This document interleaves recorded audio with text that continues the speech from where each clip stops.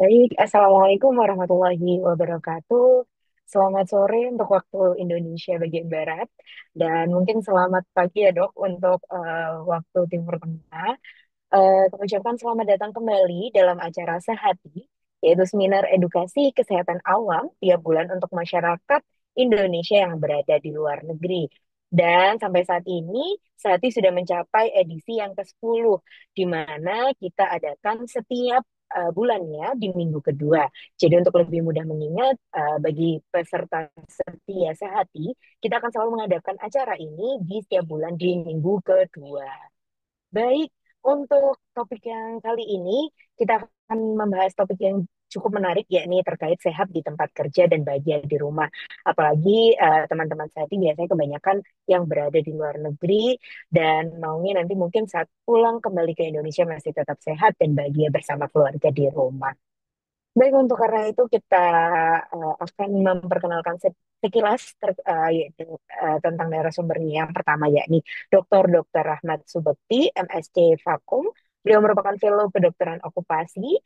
Dan yang kedua ada Dr. Izatul Abadia, SPOK. Beliau merupakan dokter spesialis kedokteran okupasi. Dan nantinya akan dimoderatori oleh beliau-beliau yang luar biasa, yakni Dr. Muhammad Rizky Inoki MKK. Beliau merupakan Wakil Ketua PDITP dan juga Dr. Salmon Charles S. PPS SPOG. Beliau merupakan Wakil Dekan 3 Universitas Ciputra Surabaya. Dan mohon izin memperkenalkan diri, saya Hanifah selaku host pada hari ini. Namun sebelum kita beranjak ke acara selanjutnya, mari kita simak bersama-sama kata sambutan dari Ketua Ikatan Dokter Indonesia Cabang Surabaya, yakni Dr. Brahmana Askandar Cokro Prawiro, spesialis obstetri dan ginekologi subspesialis onkologi konsultan. Kepada Dr. Brahmana, kami persilahkan. Oke, Assalamualaikum warahmatullahi wabarakatuh. Selamat siang, selamat pagi di Qatar. Yang saya hormati Dr. Rahmat, kemudian Dr. Muhammad Inuki, Dr. Izadul Abadia, Dr. Salmon Charles, kemudian Dr. Ula Hanifah. Terima kasih menyelenggarakan acara sehati untuk awam ini, menambah wawasan kita setiap bulan pada hari Sabtu minggu kedua. Nah, topik hari ini tuh penting karena selam safe di tempat kerja, happy di rumah. Kira-kira begitu ya. Nah, ini yang menarik adalah tempat kerja, kalau kita zaman tahun 80-an begitu ya, tempat kerja tahun 80-an dengan tempat kerja sekarang, jauh lebih bervariasi sekarang gitu ya, jauh lebih bervariasi. Banyak bidang-bidang pekerjaan yang tidak kita bayangkan di tahun 80-an gitu ya. Sehingga masing-masing mungkin membawa safety yang berbeda-beda. Apakah itu lebih safe atau bagaimana. Tetapi yang jelas pekerjaan-pekerjaan yang klasik juga harus tetap mendapat perhatian. Klasik artinya bekerja di pabrik, bekerja di suatu perusahaan A, B, C, dan lain-lain sebagainya. Jadi artinya kompleksitas keselamatan kerja menjadi semakin bervariasi. Kemudian yang kedua, otomatis happiness di rumah, bahagia di rumah juga makin bervariasi. Challenge-nya beda-beda begitu ya. Nah, contohnya challenge yang berbeda-beda, ada media sosial nih, media sosial. Nah, media sosial itu menambah kebahagiaan atau nanti bisa menjadi sesuatu kan begitu ya. Jadi itu hanya sekedar tambahan untuk pembuka saja, nanti bisa ditanyakan pada ahlinya. Sekali lagi, terima kasih banyak. Salam hormat saya. Mudah-mudahan acara ini barokah dan bermanfaat bagi kita semua. Wassalamualaikum warahmatullahi wabarakatuh. Waalaikumsalam warahmatullahi wabarakatuh. Terima kasih banyak Dr. Brahmana atas kata sambutannya. Baik, untuk mempersingkat waktu, mungkin langsung saja kita akan masuk ke topik yang utama, yakni sehat di tempat kerja dan bahagia di rumah. Bagaimana sih biar kita tetap sehat di tempat kerja dan membawa kebahagiaan itu kepada rumah? Langsung saja kita serahkan kepada moderator kita, Dr. Inoki dan Dr. Charles. Kami persilahkan. Ya, terima kasih Dr. Ula. Assalamualaikum warahmatullahi wabarakatuh. Selamat pagi waktu Qatar, Timur Tengah, yang lainnya, Saudi, UAE, dan lain-lain. Dan selamat siang semuanya teman-teman di Indonesia. Eh, Dimanapun kita berada, kita harus tetap sehat. Insya Allah tetap walaupun baru selesai Ramadan, tapi kita tetap sehat, insya Allah. Oke, saya coba untuk memperkenalkan sedikit terhadap dua narasumber kita yang sangat-sangat expert di bidang kedokteran kerja. Yang pertama yaitu Dr. Rahmat Subakti Fakoem. Beliau merupakan dokter senior berpengalaman di bidang kedokteran kerja, sudah lebih dari 20 tahun berkecimpung di dunia industri, khususnya industri oil and gas, migas, baik di Indonesia maupun di Timur Tengah, dan beliau saat ini berdomisili di Qatar, bekerja di salah satu well-known oil and gas yang ada di Qatar. Tidak kalah juga pada narasumber yang kedua, yaitu Dr. Izatul Abadiah, spesialis okupasi, juga sangat expert di bidang kedokteran kerja. Beliau sudah belasan tahun bekerja sebagai dokter perusahaan dan saat ini berkecimpung di rumah sakit internasional yang ada di Surabaya dan beberapa perusahaan-perusahaan lainnya. Saya yakin teman-teman semua sering mengikuti atau mendengar webinar, seminar, workshop bahwa selamat di tempat kerja. Nah, di topik kali ini tidak hanya selamat, tapi pentingnya kesehatan di tempat kerja sehingga ini akan berdampak pada keluarga yang ada di rumah juga. Tanpa memperlama waktu, maka saya persilahkan pada narasumber yang pertama, Dr. Rahmat Subekti. Silakan, waktu dan tempat dipersilakan, Dok. Terima kasih.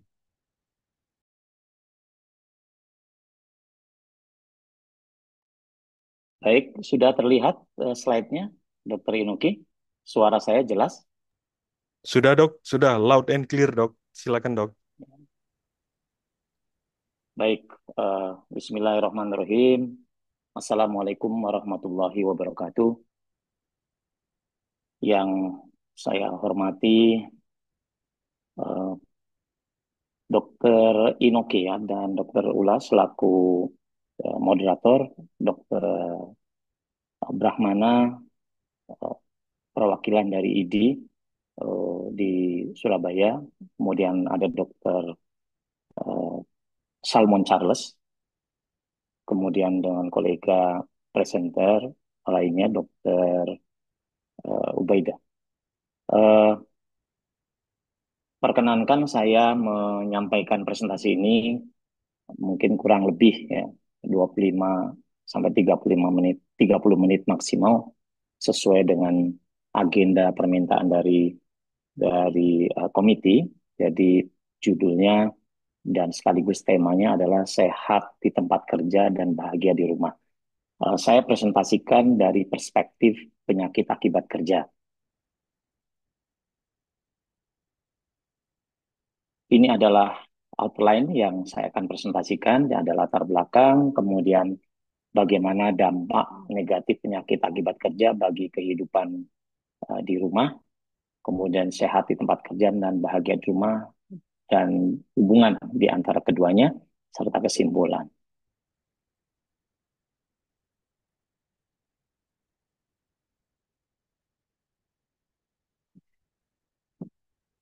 Mari kita lihat slide yang pertama ini yang merupakan pembuka. Jadi ada 5 yang saya coba tampilkan penyakit akibat kerja yang tertinggi secara global dari International Labour Organization dan WHO.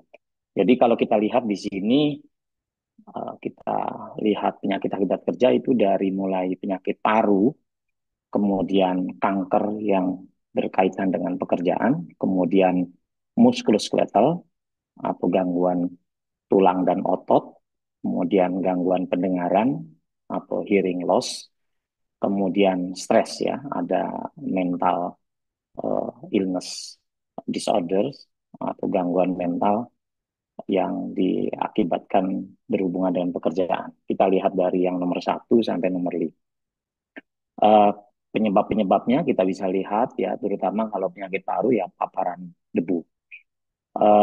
Saya nanti akan ulas sedikit, memberi contoh tentang yang nomor 1. Ada 1 menit video pendek, mudah-mudahan suaranya bisa terdengar. Kalau kita lihat lebih dalam lagi, memang statistik secara global terkait penyakit akibat kerja dan dampaknya, itu dari 160 juta pekerja itu mengalami penyakit akibat kerja setiap tahun. Ini adalah akibat penyakit kerja. 2,78 meninggal itu akibat kecelakaan dan penyakit. Dan dari eh, kematian tersebut 86% itu justru karena penyakit akibat kerja. Jadi bukan karena kecelakaan. Jadi kecelakaan kerjanya cuma 14%. Sedangkan karena penyakit meninggal ada 86%. Jadi cukup tinggi. Kemudian sektor yang paling berdampak biasanya di sektor konstruksi, manufaktur, pertambangan, termasuk layanan kesehatan. Nah, ini sangat sangat penting juga menjadi perhatian. Kalau dilihat dari beban ekonomi yang berhubungan dengan gangguan mental, itu ada 12 miliar hari kerja hilang akibat depresi dan kecemasan, dan kerugian produktivitas global itu bisa mencapai 1 triliun dolar, ya, US dollar per tahun. Kemudian dampak gangguan mental ini, terutama stres kerja terhadap kehidupan pribadi itu bahkan 54% itu pekerja merasa stres kerja mempengaruhi kehidupan rumah tangga.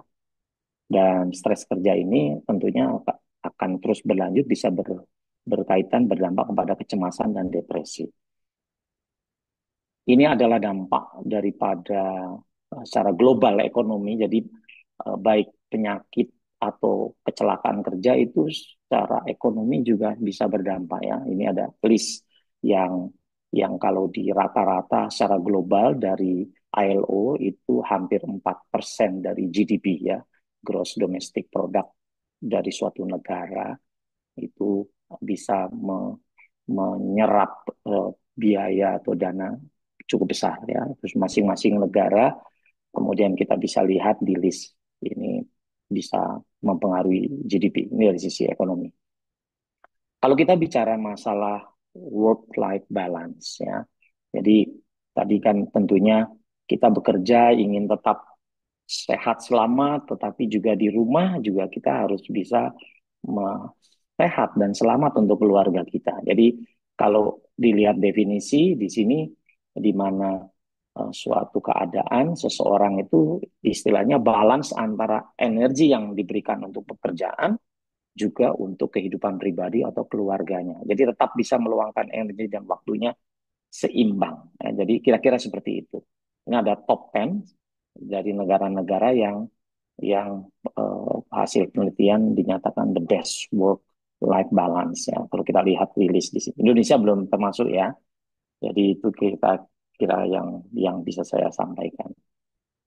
Bagaimana dampak negatif penyakit akibat kerja bagi kehidupan di rumah?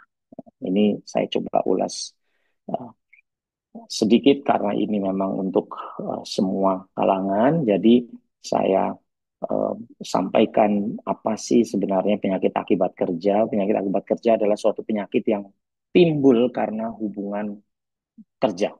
Jadi bisa meliputi jenis pekerjaan karena masing-masing pekerja berbeda-beda, baik itu tingkatan resikonya, ya, kemudian paparannya terhadap resiko, baik materialnya, ini materi-materi yang ada di tempat kerja, atau proses pekerjaannya. Jadi bisa itu yang harus dipertimbangkan. Contoh misalnya gangguan pernapasan atau otot dan tulang, muskuloskeletal, pendengaran, gangguan kulit akibat proses pekerjaan dan material pekerjaan. Penyakit akibat kerja itu berdampak tidak hanya di tempat kerja tapi juga di rumah. Jadi selanjutnya mungkin kalau ada istilah PAK itu adalah penyakit akibat kerja. Nah, dampak fisik di rumah bagaimana? Ya, bisa menimbulkan kelelahan, ya, sulit membantu pekerjaan rumah, ya. Jadi kadang-kadang kita bisa lihat, ya, ada yang sampai di rumah tidur, ya, terus kemudian nggak sempat kita bicara sama keluarga, apalagi bercanda dengan istri dan anak. Dan ini bisa menyebabkan hal-hal yang lebih luas lagi, ya. Ya, apalagi kalau sangat serius, pulang sakit, malah jadi menambah beban eh, pengobatan, ya. Dampak psikologis, ya, tentunya ini akan menimbulkan stres, cemas karena kondisi kesehatannya. Kemudian malah jadi beban tadi yang saya sampaikan. Bisa juga karena komplain ya dari istri atau anak-anak, kok tidak bisa jalan-jalan, waktu yang diberikan kepada keluarga berkurang, malah timbul konflik. Dampak sosial tentunya mengurangi waktu tadi, ya dengan keluarga, mungkin dengan tetangga, ya kadang-kadang kita ada kehidupan sosial ya dengan saudara, ada tolat yang di luar tempat kerja. Nah, ini juga bisa berdampak pada anak-anak ya, karena komplain waktu yang kurang. Dampak ekonomi tadi saya sampaikan ini bisa menimbulkan suatu biaya tambahan karena mungkin kalau tambah lebih parah sakit malah menjadi beban ya, dan itu akan mempengaruhi masalah ekonomi dalam keluarga. Ini contoh kasus ya, contoh kasus saya sampaikan supaya lebih lebih sedikit ada gambaran ya penyakit akibat kerja. Jadi ada usia laki-laki 45 tahun, pekerjaan tukang bangunan, karena saya ambil contoh ini yang lebih banyak ya. Ini di spesialis pengeboran dan pemotongan beton, jadi yang kerjanya sudah 20 tahun kurang lebih.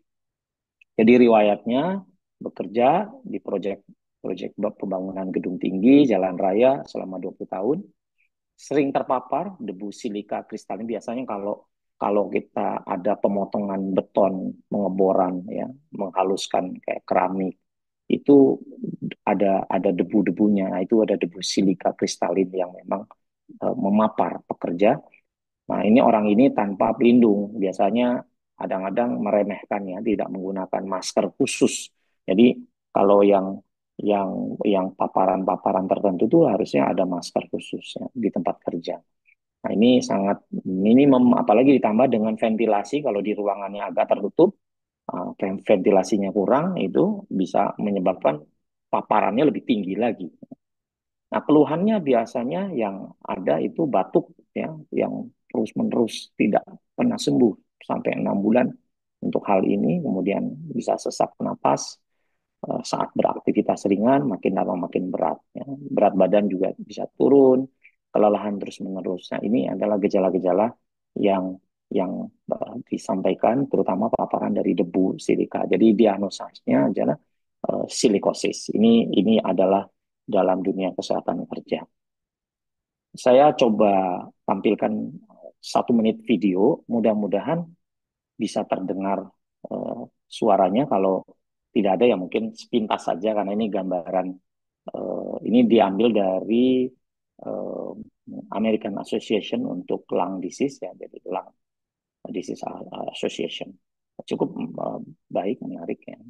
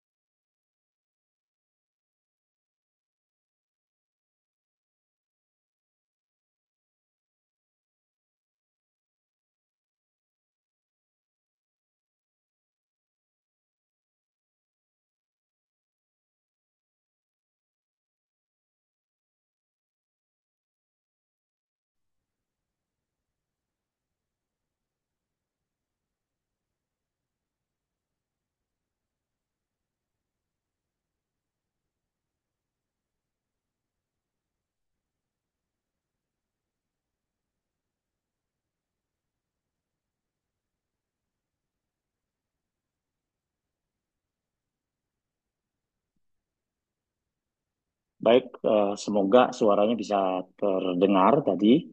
Jadi itu adalah contoh gambaran mengenai silikosis. Nah, bagaimana di Indonesia?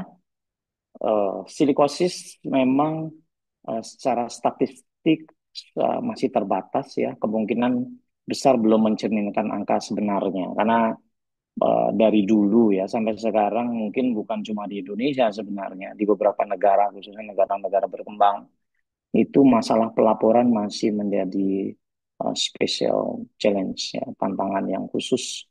Jadi pelaporannya ini bisa menyebabkan angka tidak akurat.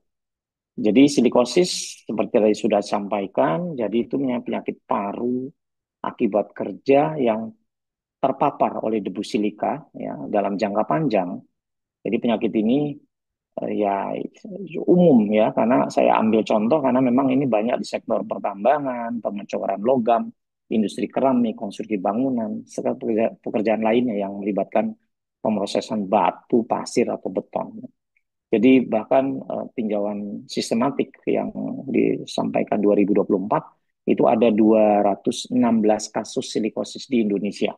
Jadi ini mungkin under reporting ya. Jadi ada ada data-data lain yang memang tidak tercakup. Kemudian bahkan studi lain menyampaikan ya di kemungkinan 1 banding 1.000 pekerja setiap tahun itu di Indonesia terkena silikosis. Masa latennya adalah 10 sampai 30 tahun. Artinya kalau dia terpapar dan sampai menimbulkan gejala itu kira-kira 10 sampai 30 tahun. Ini tantangan yang sangat spesial ya, karena eh, pada saat orang terpapar belum tentu hasilnya langsung gejalanya timbul. Mungkin begitu lama terpapar terus baru 10 atau 30 tahun kemudian mereka berdampak eh, dengan gejala-gejala akibat terpapar debu silika. Nah, ini tantangan tersendiri. Baik, bagaimana kita menginginkan sehat di tempat kerja? Ini adalah harapan semua orang ya. Jadi pekerjaan yang tadi Dr. Brahmana sampaikan, memang dari sisi kesehatan kerja itu ada istilahnya eh, kesehatan kerja yang menyentuh pekerjaan formal dan informal ya. Ini yang informal ini yang banyak sekali tidak tersentuh. Seperti misalnya bengkel-bengkel yang swasta kecil ya, kemudian tukang cukur ya, terus kemudian ya pedagang-pedagang yang memang kecil, yang kira-kira pabriknya skup-skup kecil, itu bagaimana dengan K3-nya? Jadi itu pertanyaan tersendiri. Nah, harapannya adalah baik dari aspek fisik, lingkungan kerja yang aman, itu itu yang diharapkan. Jadi jaminan K3-nya, bebas dari bahaya kimia, fisik, ergonomi. Kemudian akses pada fasilitas kesehatan kerja dan pertolongan pertama bila ada insiden harus tersedia. Istirahat yang cukup, pengaturan beban kerja yang seimbang, itu harus ada.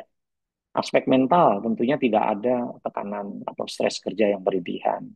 Ya, setiap orang pasti akan menghadapi stres ya, tapi bisa memanage dan tidak berlebihan. Dukungan psikologis ya baik dari rekan kerja, atasan, dihargai, peranan di dalam suatu institusi atau organisasi yang baik itu akan menyebabkan masalah mental terbangun dengan sehatnya. Aspek sosial, budaya kerjanya yang sehat, selalu dibangun bersama, saling menghargai, tidak ada diskriminasi, termasuk pelecehan, komunikasi yang baik antara pekerja dan manajemen terbangun. Nah, ini adalah harapan-harapan sehat terjamin di tempat kerja.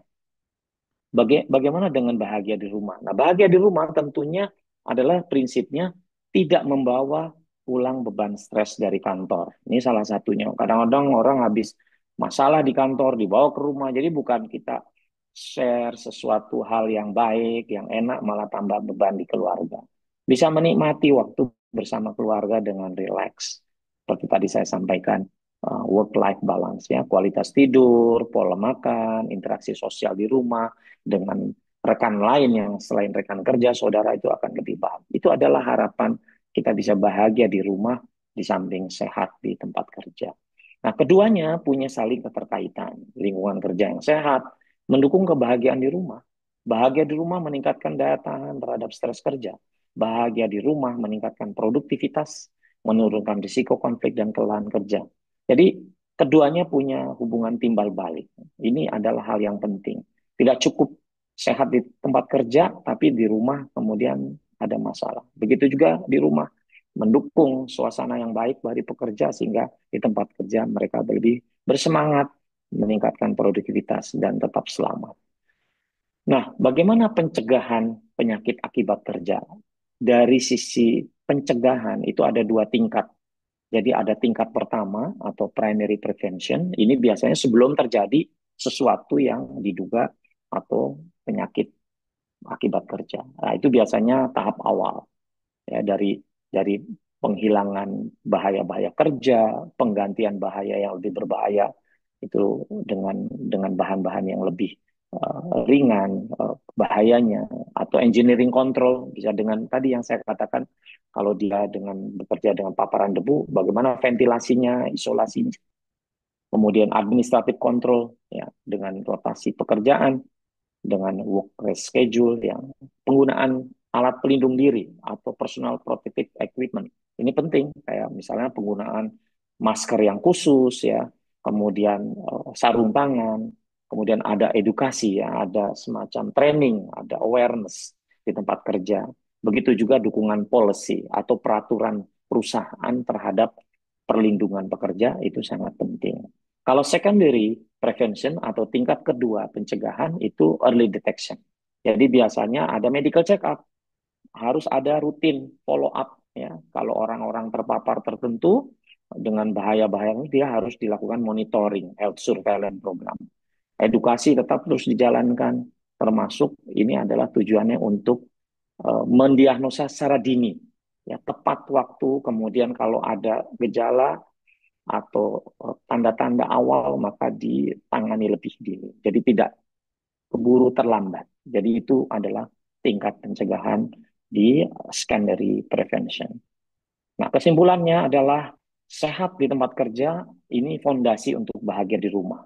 Jadi memang keduanya harus saling mendukung. Penyakit akibat kerja bisa berdampak luas, tidak hanya di tempat kerja, bisa juga ke pribadi karena dia sakitnya di individu pekerja, bisa dibawa ke rumah. Nah, ini juga jadi perhatian. Kemudian perusahaan perlu aktif. Jadi perusahaan itu punya tanggung jawab.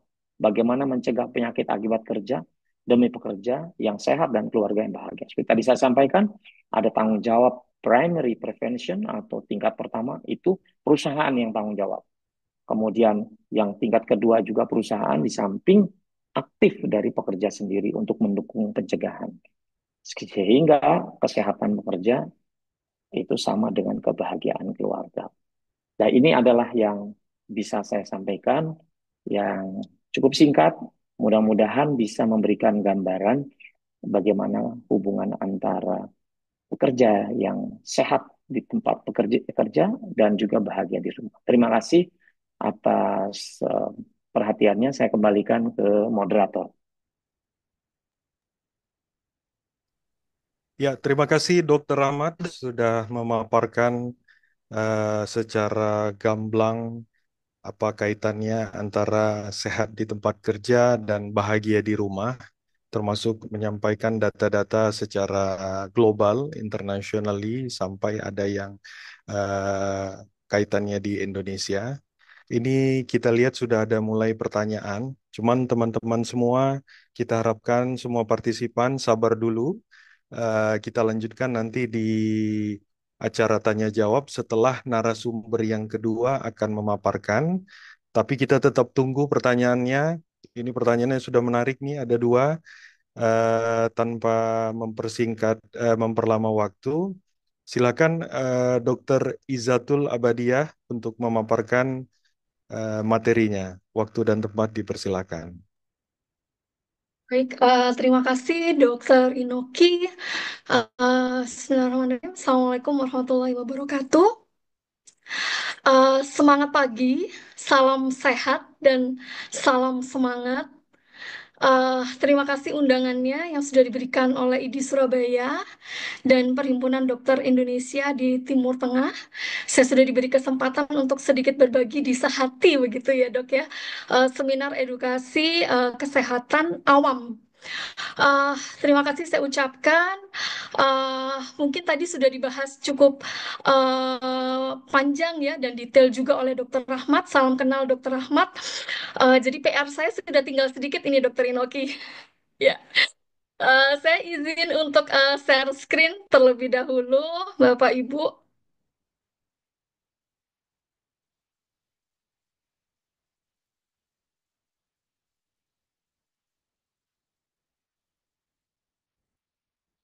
Ya, baik. Ini adalah materi yang diamanahkan begitu ya, sehat di tempat kerja, bahagia di rumah. Tadi sudah disampaikan oleh Dokter Ahmad ya bahwa salah satunya adalah fondasi yang lain ya. Saya kira ini satu dan dua hal yang tidak bisa dipisahkan. Ada health, ada safety, ada wellness ya. Untuk safety mungkin tidak terlalu kita bahas di sini ya, Bapak Ibu. Lebih kepada health dan nanti sedikit tentang wellness nih, karena ini yang menurut saya juga dari apa namanya pengalaman di rumah sakit ternyata nanti kita coba lihat apa sih yang bahaya kesehatan yang mengintai para pekerja begitu ya. Eh, Bapak Ibu, kita semua pekerja, kami para dokter adalah juga pekerja. Kalau di lingkungan kerja memang ada dua hal yang tidak bisa dipisahkan. Satunya kesehatan kerja, satunya keselamatan kerja.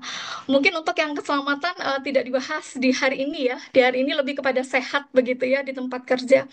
Kalau kita bicara soal kesehatan kerja, tentu ini kaitannya tadi sudah disampaikan oleh Dokter Ahmad adalah penyakit akibat kerja begitu ya. Dan mungkin juga ada penyakit yang lain juga yang bisa terkena di tempat kerja gitu ya, penyakit secara umum.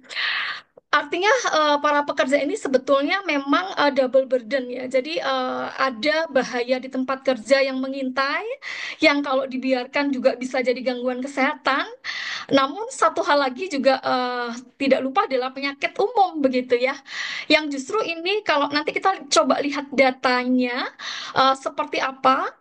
Jadi dua hal ini tentu saja harus dilakukan upaya untuk pencegahan dan pengendalian yang baik di tempat kerja agar tadi ujungnya adalah pekerja-pekerja ini sehat begitu ya di tempat kerja.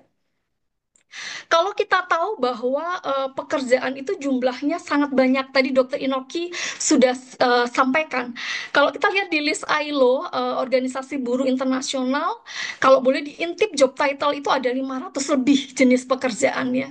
Dan tentu saja kalau Bapak Ibu bisa lihat di sini ya, ada di tambang, ada mungkin welder, ada tenaga kesehatan, kemudian mungkin juga ada yang bekerja di garmen, di konstruksi, tenaga kerja bongkar muat ya, mungkin juga pekerja kantoran atau di industri makanan gitu ya. Semua jenis pekerjaan itu utamanya dari sisi waktu kerja dulu, kita itu paling tidak sepertiga hidup kita berada di tempat kerja ya Bapak Ibu. 8 jam per hari, 40 jam per minggu. Belum lagi teman-teman yang mungkin sampai 12 jam. Atau karyawan perbankan nih yang saya tahu sendiri kalau pulang jam 11 malam. Kalau akhir bulan, akhir tahun bisa nggak pulang gitu ya. Dan ada pekerjaan-pekerjaan yang tadi disampaikan oleh Dokter Brahmana, karena perkembangan teknologi yang ada, sekarang ada yang jadi YouTuber, konten kreator begitu ya, di bidang digitalisasi ya, dan lain-lain, itu bahkan ada yang kalau sedang dalam proyek itu 3 hari tidak tidur gitu. Artinya kalau pekerja itu sakit, memang kalau kemudian kita yang ada di rumah sakit gitu ya, menerima Bapak Ibu pekerja yang sakit itu memang perspektifnya dari awal cara pandang kita harus dua gitu ya. Apakah kemudian sakit yang dialami oleh pekerja kita itu berasal dari tempat kerja atau penyakit umum begitu. Kenapa demikian? Karena ternyata Bapak Ibu yang mungkin perlu kita ketahui, mungkin juga nggak kerasa gitu ya, kita bekerja sehari-hari seperti itu, berangkat pulang begitu ya. Ternyata ada bahaya begitu ya, ada bahaya potensial atau istilahnya hazard ya atau pajanan di tempat kerja yang ternyata ini bisa menyebabkan gangguan kesehatan gitu ya untuk para pekerja. Apa saja itu? dari sisi fisika misalnya, ada yang bekerja mungkin di lingkungan kerja dengan tekanan panas yang tinggi gitu ya. Kemudian ada tadi yang bekerja di lingkungan kerja yang bising. Saya beberapa hari yang lalu sempat ada waktu survei ke salah satu perusahaan pupuk dan baja. Itu saya masuk di salah satu unit kompresor yang dan satu lagi yang pabrik baja itu desibel, saya bawa sound level meter dan waktu itu bisingnya itu sampai dengan di atas 110 desibel. Yang harusnya mungkin kalau 100 diregulasi untuk ukuran desibel yang segitu itu bahkan pekerja tidak boleh sama sekali terpapar gitu ya. Dan nyatanya itu banyak sekali ada. Kemudian pencahayaan yang kurang, kemudian getaran, belum lagi radiasi. Apa kemudian gangguan kesehatan yang bisa terjadi Bapak Ibu banyak ya. Kalau tadi disampaikan Dokter Ahmad bising itu bisa jadi tuli akibat bising. Vibrasi juga demikian. Belum lagi penyakit yang terkait panas gitu ya. Kemudian bahan kimia, ini banyak juga kita bekerja mungkin di industri yang pakai chemical yang cukup banyak gitu ya. Atau biologi pada tenaga kesehatan misalnya. Atau bahaya ergonomi. Nah ini juga ternyata menjadi problem yang juga sangat banyak dikeluhkan oleh pekerja. Dan satu lagi adalah stres kerja ya. Jadi Bapak Ibu, ini semua bisa mengakibatkan gangguan kesehatan apabila kemudian tidak dikendalikan. Ini data dari ILO, tadi sudah disampaikan Dr. Ahmad. Mungkin saya sekilas saja ya, bahwa ternyata data penyakit akibat kerja bahkan yang fatal ya, itu jumlahnya jauh lebih besar daripada accident gitu ya. Dan ini memang kalau kita lihat di Indonesia masih PR sekali Bapak Ibu. Karena kalau kita lihat data penyakit akibat kerja yang terlaporkan itu jumlahnya masih di angka puluhan. Jadi mencapai ribuan itu baru di COVID-19 kemarin. Dan kalau kita lihat Bapak Ibu di pojok kiri atas ya, bahwa KK dan PAK yang dilaporkan ke BPJS Kerja itu dari tahun ke tahun bukan menurun ya, jumlahnya makin meningkat begitu. Dan kalau kita lihat di negara tetangga gitu ya, di Malaysia, ini data di Singapura dan yang dibawa adalah data di Malaysia. Penyakit akibat kerja yang dilaporkan itu bisa mencapai ribuan dalam satu tahunnya. Dengan jumlah angkatan kerja yang jelas jauh lebih sedikit daripada di Indonesia. Jadi ini adalah satu PR besar ya untuk semuanya, termasuk kami juga yang berada di bidang ini gitu ya. Dan yang paling banyak apa adalah tuli akibat bising gitu ya. Angkanya bisa sampai di 600 tahun 2022. Dan kemudian di Malaysia angkanya bisa mencapai 2000 gitu. Kemudian yang berikutnya adalah terkait gangguan otot rangka atau pajanan yang sifatnya ergonomi. Satu lagi kalau kita lihat di sebelah kanan, ini adalah data yang saya ambil dari WHO ILO Joint Estimate ya, dari 185 183 negara ya, bahwa ternyata stroke cukup banyak ya. Nomor dua, eksposurnya dari jam kerja panjang. Kemudian yang kedua adalah ischemic heart disease. Jadi saya hanya ingin memberikan awareness saja kepada Bapak Ibu, bahkan bekerja di kantor pun itu bukan tanpa bahaya begitu ya. Kita bekerja sedentary di kantor tidak banyak gerak ya. Kalau dari data yang disampaikan oleh WHO, justru itu kemudian arahnya ke metabolic disease gitu ya, sitting disease yang sekarang ini jumlahnya memang sangat banyak gitu. Jadi di office pun juga ada bahaya potensial yang mengintai begitu. Secara umum Bapak Ibu, kalau tadi mungkin data penyakit yang terkait pekerjaan begitu ya. Kalau ini saya ambil dari IHME Global Burden Disease ya 2021. Kalau kita lihat tahun 90 nih Bapak Ibu, which is itu adalah 35 tahun yang lalu gitu ya. Bahwa penyebab kematian tertinggi itu adalah penyakit jantung, iskemik, dan nomor dua adalah stroke. Ketika kemudian dunia itu bergeser ya, 29 tahun kemudian di 2019 sama, juaranya masih sama gitu ya, runner up-nya masih sama. Dan yang ngeri adalah seperti diabetes, ini dia terus kemudian naik gitu ya, dari angka 14 dia naik ke angka 8 ya. Kemudian di 2021 ini agak turun karena memang ada COVID-19. Tapi kalau kita lihat di 2022 itu sudah di posisi nomor 5 dan prediksinya nanti bisa di posisi nomor 3 gitu ya. Jadi ini adalah satu hal juga yang dihadapi oleh para pekerja ya, non-communicable disease gitu ya. Jadi penyakit-penyakit yang tidak menular begitu. Sebelum kemudian ada tips yang ingin saya bagikan, bagaimana kemudian kita semua bisa sehat begitu ya di tempat kerja, maka tentu terlebih dahulu kita harus memahami definisi sehat begitu ya. Jadi sehat itu memang adalah keadaan sejahtera, baik fisik, mental, sosial, secara utuh ya. Jadi tidak hanya fisik, tapi juga mental dan juga sosial. Dan kemudian satu lagi sebetulnya adalah bugar ya, karena ini menunjang sekali untuk bagaimana kita bisa produktif di tempat kerja. Dan bugar di sini artinya adalah kita memiliki kemampuan tubuh untuk bisa melakukan kegiatan sehari-hari, begitu, dengan penuh energi. Dan setelah menyelesaikan kegiatan masih semangat dan tenaganya masih cukup untuk kita bisa menikmati waktu senggang bersama keluarga dan masih ready gitu ya untuk melakukan kegiatan-kegiatan yang lain gitu, yang mendadak tidak terduga ya, atau kalau di rumah itu masih bisa punya waktu, punya tenaga yang masih banyak gitu ya, masih cukup untuk kita bisa bermain dengan anak-anak ya, dan sebagainya. Jadi ini terlebih dahulu definisi dari sehat dan juga bugar ya, Bapak Ibu. Dan tentu dua hal ini menjadi tanggung jawab dari dua ya, menurut saya. Satu adalah pemberi kerja dan satu adalah kita sendiri sebagai pekerja. Jadi kalaupun pemberi kerja sudah menciptakan satu lingkungan kerja yang mungkin sehat dengan berbagai program, tapi kalau pekerjanya tidak memiliki kesadaran, maka program itu juga tidak bisa berjalan begitu ya.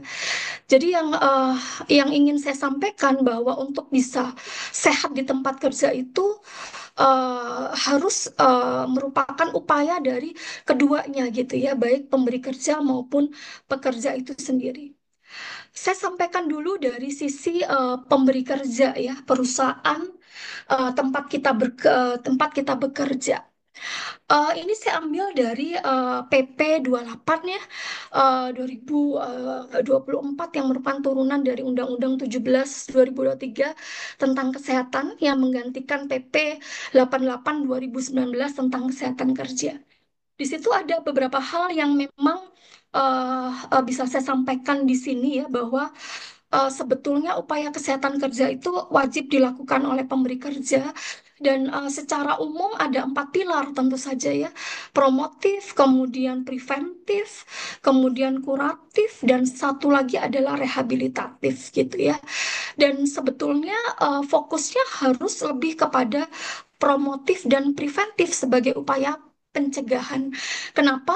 Kalau sudah dikuratif dan rehabilitatif artinya sudah terlambat ya. Pekerja itu sudah dalam keadaan sakit gitu. Apa saja yang bisa dilakukan oleh tempat kerja begitu? Mulai dari upaya-upaya yang sifatnya preventif ya. Yang pertama ada proses identifikasi bahaya potensial yang ada di tempat kerja, dilakukan identifikasi, dilakukan penilaian resiko, kemudian dilakukan upaya kontrol atau pengendalian dan evaluasi yang berkelanjutan sampai didapatkan kemudian resiko terhadap gangguan kesehatan itu bisa sekecil mungkin begitu ya. Kemudian tentu saja pemenuhan persyaratan kesehatan lingkungan kerja, termasuk juga medical check-up ya, pemeriksaan kesehatan kepada pekerja, kemudian imunisasi ya, vaksinasi pada pekerja yang beresiko tinggi. Ini saya rasa juga penting untuk pekerja-pekerja migran ya yang berada di luar negeri. Kemudian pelaksanaan kewaspadaan standar ya, kesehatan reproduksi, dan juga surveillance kesehatan kerja.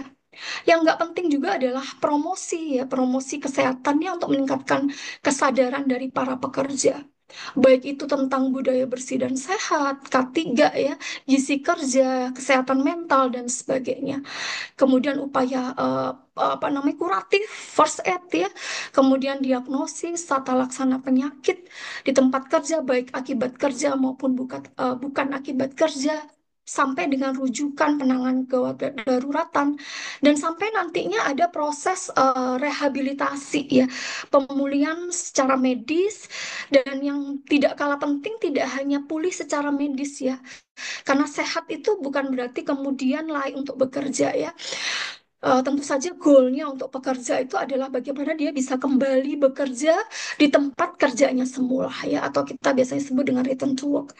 Nah, ini adalah upaya kesehatan kerja yang harus kemudian dijadikan satu program yang minimal harus dilakukan oleh tempat kerja. Ini adalah total worker health ya dari NIOS, yang juga banyak sekali dan bisa menjadi guideline ya untuk kita bisa apa namanya, mendukung well-being dari pekerja. Yang ingin saya sampaikan juga adalah mengenai tadi sudah disampaikan Dr. Rahmat bahwa program-program untuk menurunkan angka kecelakaan kerja ataupun penyakit akibat kerja, biasanya dalam upaya pengendaliannya kita berkaca pada hierarchy of control ya, yang mungkin ingin saya reminder di sini kepada Bapak Ibu pekerja gitu ya, bahwa alat perlindungan diri atau PPE yang kita gunakan itu adalah hierarki kontrol yang paling less efektif ya, karena tantangannya sangat banyak. Sekalipun sudah disediakan dengan tepat gitu ya, belum tentu juga dipakai. Kalaupun sudah dipakai, belum tentu juga cocok begitu ya, dan kendala lainnya. Sehingga memang dalam lingkup tempat kerja, setiap ada hazard ataupun pajanan ataupun bahaya potensial, maka tentu saja upaya yang dilakukan harus mulai dari upaya-upaya yang paling efektif begitu ya, sehingga resiko kesehatan kerjanya bisa sangat tereduksi begitu. Apa saja ya, mulai kita mengeliminasi hazardnya atau mereplace hazardnya atau melakukan rekayasa engineering sampai dengan yang sifatnya kontrol administratif begitu. Nah, ini adalah satu BTC, ini adalah Be the Change program yang uh, di ini ada di WHO Asia Tenggara begitu ya. Saya rasa ini cukup bagus gitu ya. BD-Cheng ini adalah upaya untuk bisa melawan tingginya angka non-communicable disease begitu ya, terutama juga di antara para pekerja. Karena kalau pengalaman kami yang melakukan medical check up kepada para pekerja ya di hospital, saya di 3 hospital di Surabaya, itu mostly hampir semua perusahaan dengan bidang apapun itu, eh, temuan gangguan kesehatan yang paling tinggi adalah metabolik gitu ya. Arahnya ke dislipidemia, kolesterol tinggi ya, obesitas, kemudian diabetes ya, dan sebagainya. Sehingga memang yang berkaitan dengan hal ini juga harus menjadi prioritas juga di perusahaannya. eh, BTC ini saya rasa cukup mewakili ya apa apa saja ya, ada 6 strategi, ada 6 watch ya yang bisa kita aplikasikan, terapkan di lingkungan kerja ya, kemudian juga di rumah gitu ya. Di antaranya adalah yang pertama adalah watch your plate, kemudian lihat lingkar perut kita, berat badan kita ya, kemudian watch your step ya, langkah kaki ya, stress level, kemudian monitor your changes ya, salah satunya lewat medical check up, dan satu lagi adalah memang berhenti merokok ya, dan juga alkohol. Untuk watch your plate, tentu saja kalau melihat ngeri mungkin ya, lihat jadi kalau misalnya kita lihat di beberapa perusahaan ada sudden death begitu ya, karena serangan jantung, kemudian karena stroke dan sebagainya, kok kita lihat data tadi ya, rasanya memang tidak mengejutkan gitu ya. Jadi kembali lagi adalah bagaimana pola makan kita gitu. Dan saya rasa diet yang sehat dan seimbang ini juga harus diaplikasikan di tempat kerja ya. Kalau kita ada meeting, ada event, ada catering ya, bahkan mungkin yang ada catering di tempat kerjanya, kalau bisa memang sudah didesain bahwa apa yang disajikan, apa yang dimakan oleh para pekerja itu semuanya adalah yang sehat begitu ya. Lebih banyak sayur, lebih banyak buah gitu ya. menghindari makanan yang tinggi gula, tinggi lemak ya. Dan itu harus dimulai dari tempat kerja juga, sehingga karyawan juga merasa sudah terbiasa untuk makan makanan yang sehat gitu. Dan kemudian hal itu bisa juga kemudian dibawa gitu ya ke rumah, ke anak-anak dan keluarga. Kemudian obesitas sentral terkait lingkar perut ya, karena ini juga cukup meningkatkan memiliki resiko untuk kardiovaskular disease yang lebih tinggi, berat badan, bahkan ada beberapa perusahaan yang menyediakan alat ukur berat badan, body composition gitu ya di tempat kerja supaya karyawannya bisa cek sewaktu-waktu dan sesering mungkin untuk memantau kondisi kesehatannya. Saya rasa itu sangat bagus untuk dilakukan. Kemudian yang paling mudah adalah memperbanyak langkah kaki ya. Ini kami di rumah sakit ada satu program namanya Corporate Wellness yang kita kembangkan dengan digitalisasi dan integrated data. Dan dari beberapa apa namanya pengalaman yang kami lakukan ya, banyak sekali pekerja itu yang memiliki di antaranya misalnya HbA1c hingga di angka 13% ya, dengan exercise yang cukup baik gitu ya, jalan saja beliau bisa di 10.000 langkah, bahkan ada yang 12.500 langkah tiap hari. Itu di 3 bulan beliau bisa mencapai HbA1c yang di bawah 6% gitu ya, 5,7% atau 6 sekian persen ya. Kemudian ada beberapa pekerja yang trigliseridanya hingga 600 hanya dengan diet dan exercise bisa di 3 bulan itu mencapai angka hingga di bawah 100 ya, di TG-nya tuh hingga di angka 90-an. Jadi ini juga satu hal yang bisa kita lakukan yang mungkin tidak ada biaya tapi sangat mudah untuk dilakukan ya. Jadi mengencourage pekerja untuk lebih banyak jalan. Kalau parkir jauh gitu ya, jadi nanti pulang kerja juga jalan lagi. Kita punya target harian ya, gunakan tangga, hindari lift ya, dan sebagainya. Stretching ya, itu juga bisa dilakukan agar kita lebih sehat. Kemudian satu lagi adalah stres ya, ini cukup banyak saat ini.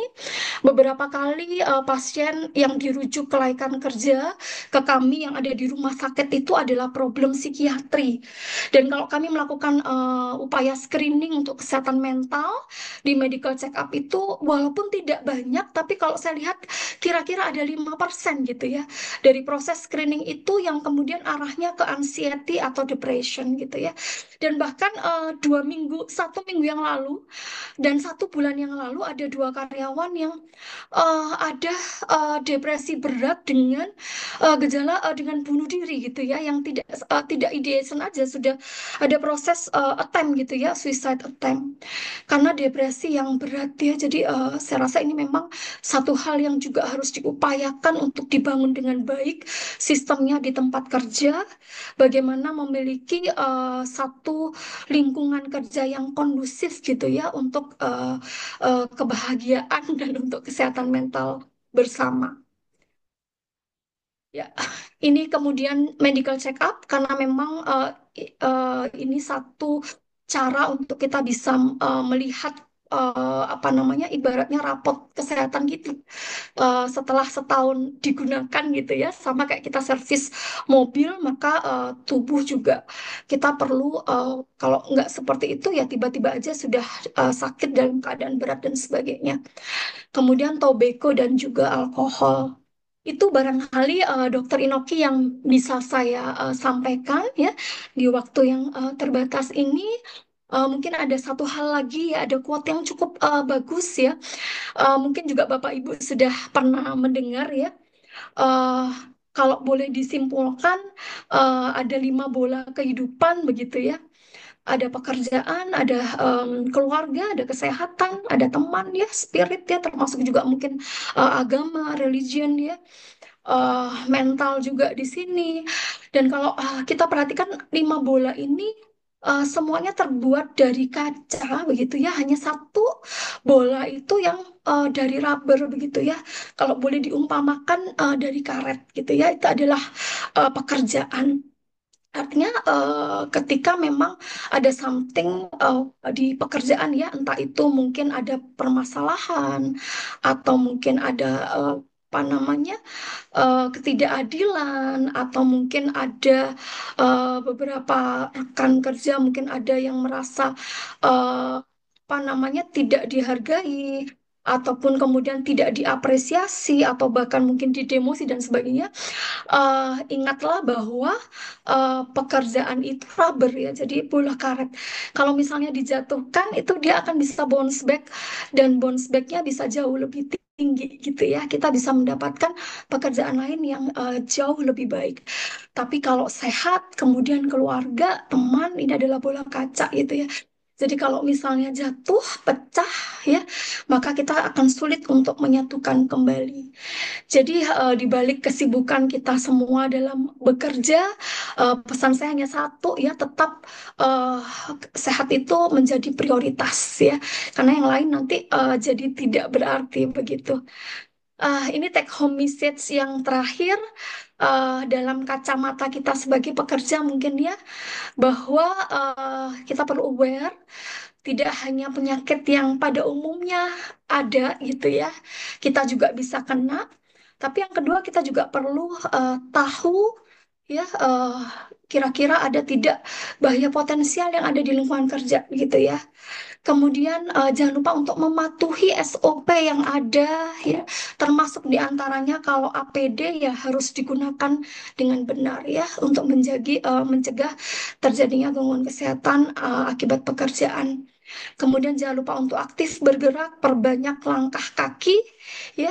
Kemudian jangan lupa untuk stretching, hindari dehidrasi, ya. Jangan lupa untuk cukup minum air putih, perbanyak serat, diet sehat seimbang.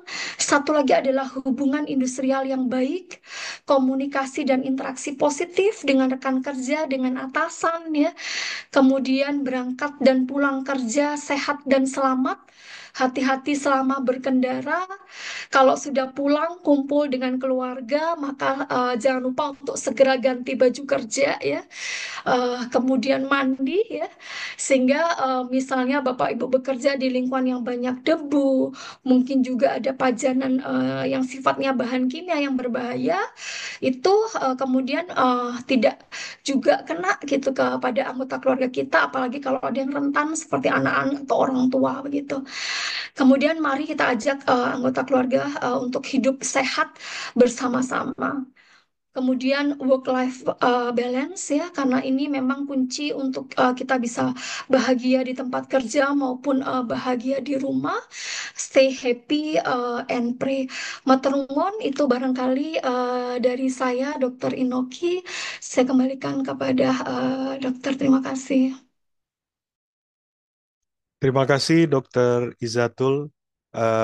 Juga sama dengan narasumber yang pertama sudah menggambarkan bagaimana program apa aja hazard di tempat kerja, kemudian upaya-upaya kesehatan kerja, termasuk pelaporan yang ada di Indonesia dan di negara tetangga.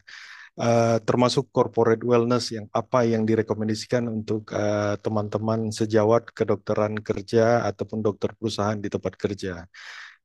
Satu yang menarik menurut saya dari dua narasumber ini, dua-dua itu menyampaikan tentang work-life balance, di mana juga pentingnya hubungan industrial antara kita, bukan hanya kita sebagai pekerja, tapi dengan atasan, dengan teman kerja, itu akan mempengaruhi dalam kesehatan kerja di tempat kerja. Oke, kemudian ini sudah banyak pertanyaan. Saya minta rekan kita, teman sejawat Dr. Charles untuk mungkin melanjutkan. Sudah banyak pertanyaan, sangat menarik diskusinya. Silakan Dr. Charles. Terima kasih Dr. Inoki, terima kasih Dr. Izatul, Dr. Ahmad. Benar sekali kata Dr. Inoki bahwa presentasinya ini sungguh luar biasa, di mana Dr. Ahmad ini pendekatannya lebih ke arah factory, dan Dr. Izatul ini lebih ke arah pekerjaan sehari-hari yang ada di lapangan. Uh, kita akan langsung menjawab beberapa pertanyaan sudah masuk ke kolom question and answer. Jadi yang pertama, untuk Dr. Ahmad dulu dok, ini ada pertanyaan bahwa tadi di salah satu slide dokter menyatakan bahwa ada 10 negara dengan best work-life balance. Jadi dikatakan bahwa tadi yang pertama kalau nggak salah Spanyol, terus saya lihat ada Jepang, ada Selandia Baru. Nah itu kira-kira kriteria untuk menetapkan bahwa mereka sebagai 10 dengan negara dengan work-life balance yang baik dan apa saja kira-kira faktor-faktor dokter sehingga kita bisa menerapkan mungkin di Indonesia juga kita bisa terapkan faktor-faktor apa saja yang menjadi penentu apakah bagaimana suasana kerja yang baik. Kami persilakan Dokter Ahmad.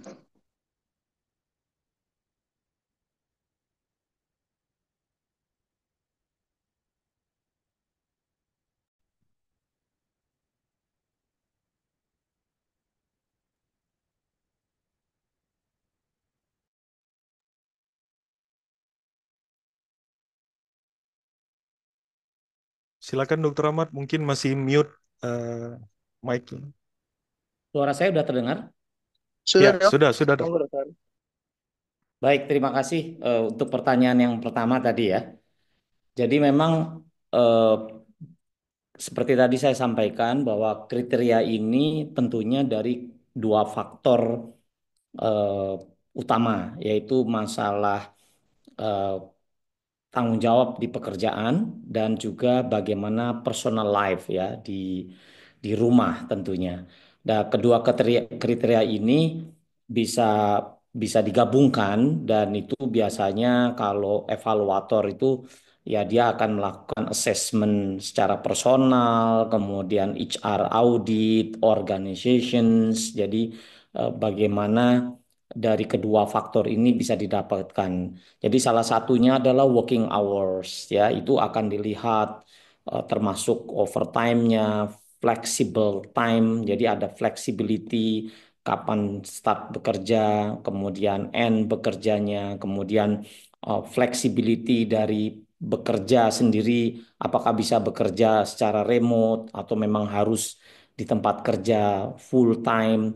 Jadi semua itu akan dievaluasi, kemudian waktu untuk personal life itu berapa, terus apa yang dikerjakan, kemudian cutinya, itu semua akan dilihat data-data angka penyakit, kemudian data-data di medical check up, kemudian dari semua aspek termasuk job satisfactions itu kan akan dievaluasi. Jadi memang ada beberapa model kriteria untuk masing-masing organisasi bisa bisa berbeda-beda, tapi secara general itu dua faktor utama itu akan diambil datanya secara detail. Jadi itu yang eh, menjadi kriteria. Jadi baik dari faktor personal life maupun pekerjaan. Pekerjaan seperti tadi saya katakan dari pekerjaan, waktu semua, kemudian job satisfaction, kemudian impact relationship di tempat kerja, begitu juga masalah di rumah. Jadi semua itu data melalui suatu evaluasi yang memang atas dasar kriteria. Jadi sekali lagi kriteria ini secara umum hampir sama, tetapi detail evaluasinya bisa sedikit bervariasi tergantung organisasi tersebut menyampaikan. Nah, dari hal yang saya sampaikan itu salah satu organisasi yang melakukan riset di Amerika yang mungkin mempunyai 8 kriteria. Jadi 8 kriteria yang tadi saya sampaikan itu yang menjadi tolak ukur untuk menyampaikan. Tapi mungkin bisa jadi ada sedikit perbedaan dari beberapa organisasi evaluator. Saya rasa itu yang bisa saya jawab untuk pertanyaan yang pertama. Terima kasih banyak dokter, cukup jelas. Kami persilakan untuk berikutnya Dokter Inoki ya dok. Iya, berikutnya masih Dokter Ahmad juga. Pertanyaannya, bagaimana menjaga kesehatan kerja bagi pekerja kasar? Apa saja yang harus dipersiapkan agar tetap sehat? Bagaimana peran pemerintah dalam mengatasi polusi udara yang semakin hari tidak baik? Silakan, Dok. Terima kasih atas pertanyaannya. Jadi memang eh, pekerja kasar itu harus di apa dijelaskan definisinya karena mungkin yang dimaksud adalah labor ya. Jadi tingkat pekerja-pekerja yang misalnya semacam helper, labor yang memang pembantu umum lah.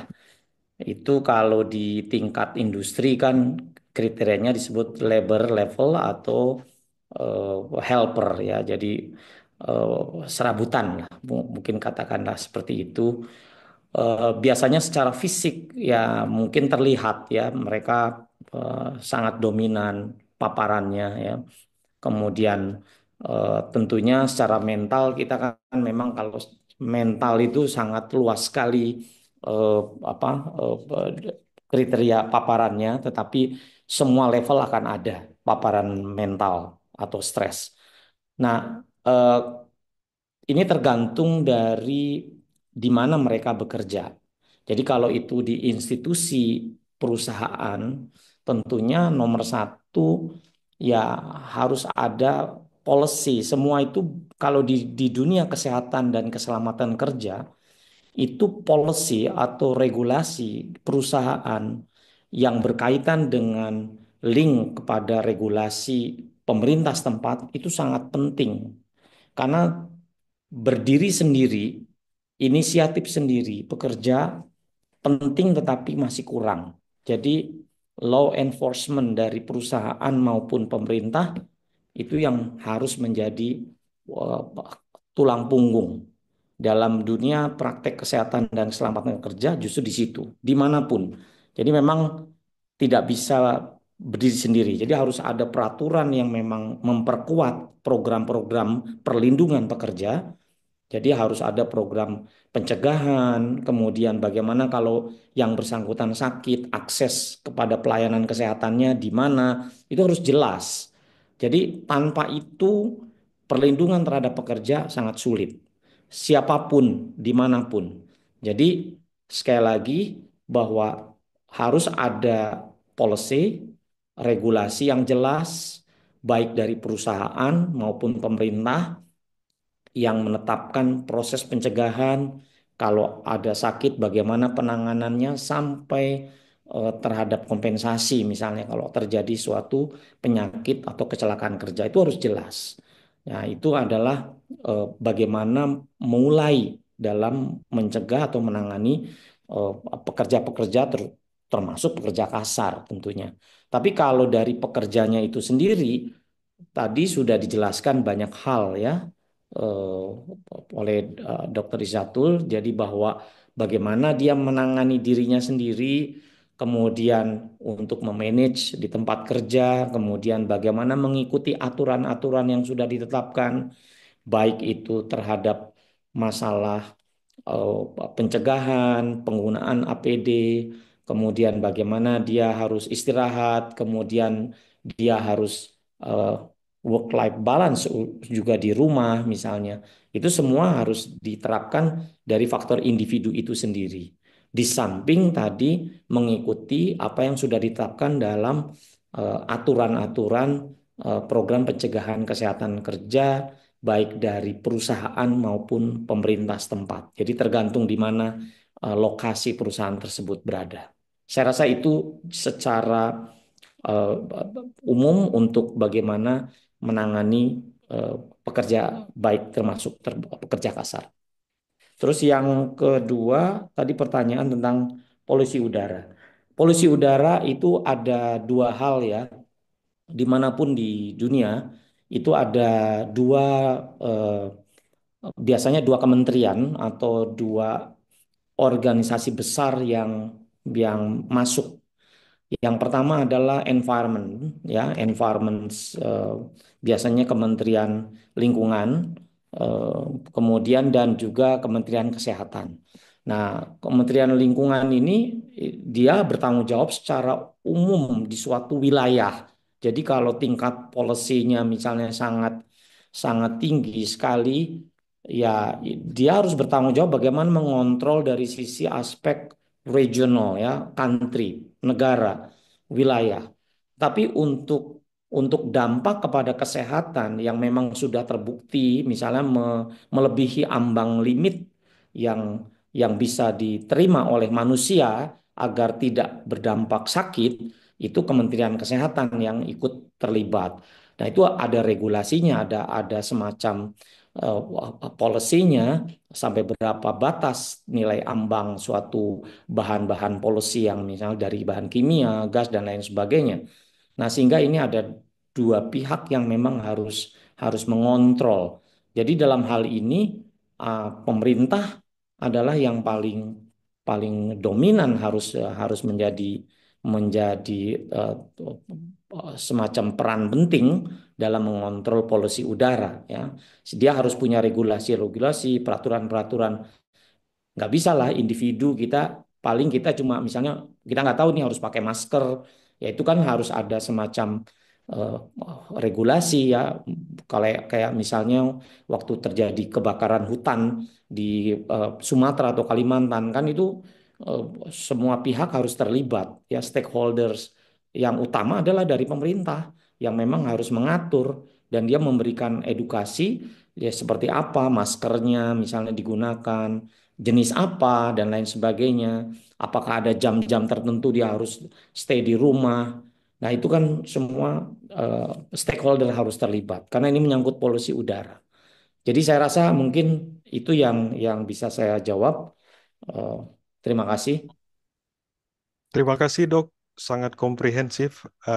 Mungkin berikutnya Dokter Charles bisa lanjut. Mungkin ada beberapa juga pertanyaan ke Dokter Izatul. Silakan dok.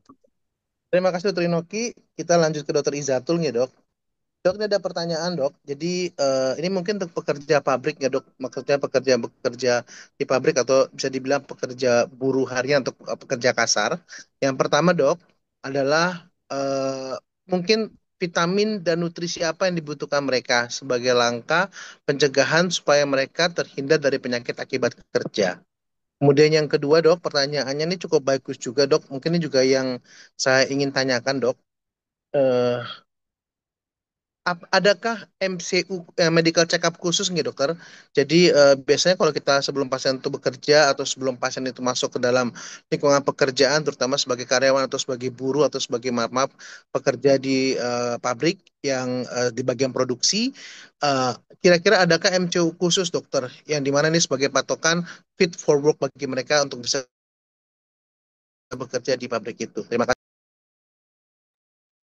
Ya, baik, terima kasih Dr. Charles dan terima kasih juga Bu Hana ya untuk pertanyaannya. Jadi memang kalau di sini pekerja kasar ya, ini memang eh, pekerja kasar ini mungkin kalau saya mungkin boleh blue collar barangkali ya.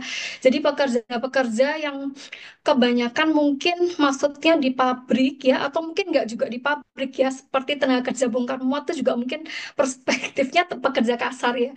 Cuman sayangnya memang kalau di Indonesia itu saat ini trennya adalah pekerja-pekerja yang memiliki bahaya atau resiko yang cukup tinggi ya di perusahaan itu kerap kali sekarang itu kebanyakan di pihak ketiga ya dok ya. Jadi tidak menjadi karyawan organik dari satu perusahaan. Nah, ini yang kemudian sebetulnya cukup menjadi tantangan dalam melakukan upaya untuk menjaga kesehatan teman-teman ini, gitu ya.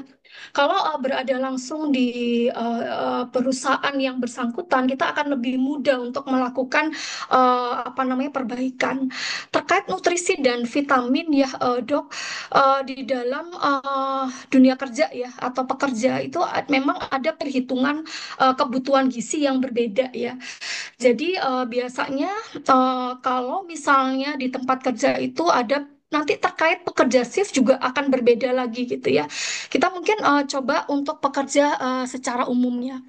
Jadi biasanya pendekatannya adalah ada perhitungan namanya kalori juga ya.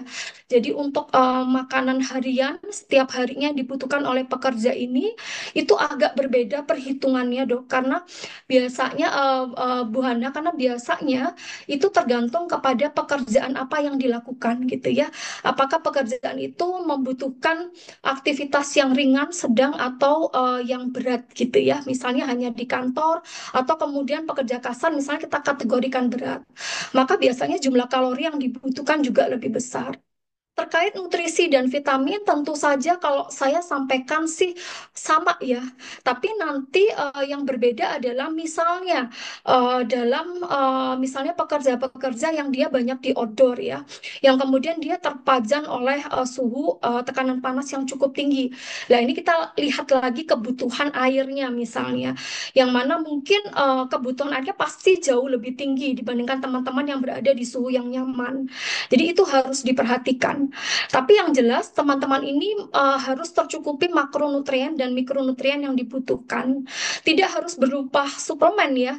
Kalau misalnya dalam makanan sudah tercukupi kebutuhan nutrisinya, maka ya dari makanan yang dimakan. Tapi tentu saja dengan menu yang baik begitu.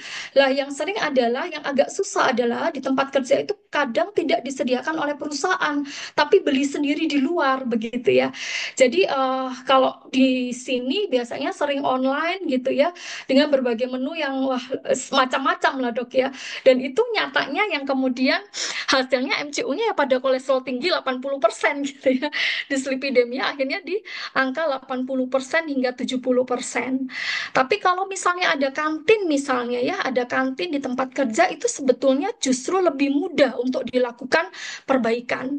Jadi menu yang disajikan adalah menu yang sehat begitu dok. Menu yang sehat artinya ya mungkin dihindari gorengan ya. Kalaupun digoreng itu nanti minyaknya pakai minyak yang lain ya. Mungkin juga minyak jagung dan sebagainya. Variasi makanan yang diberikan ya. Lah kebanyakan pekerja-pekerja ini terutama yang shift malam tuh modelnya adalah di perusahaan mereka bisa request minta menu apa gitu. Jadi misalnya kemarin kami pernah ke salah satu perusahaan industri juga ya. Dok, ini karena mereka pekerja malam nih dok, jadi kita mesti memberikan sesuatu yang istimewa. Istimewanya adalah ditanya gitu maunya makan apa gitu. Jadi yang disajikan adalah padang, besoknya bebek begitu ya.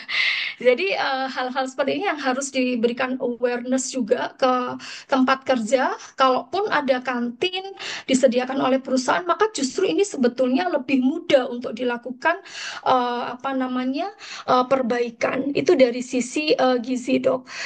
Nanti ketika misalnya ternyata di perusahaan itu banyak yang obes ya, tentu kita juga bisa memberikan saran sebagai dokter perusahaan ya. Kita bisa hitung kalorinya, harusnya mungkin defisit kalori sekian ya.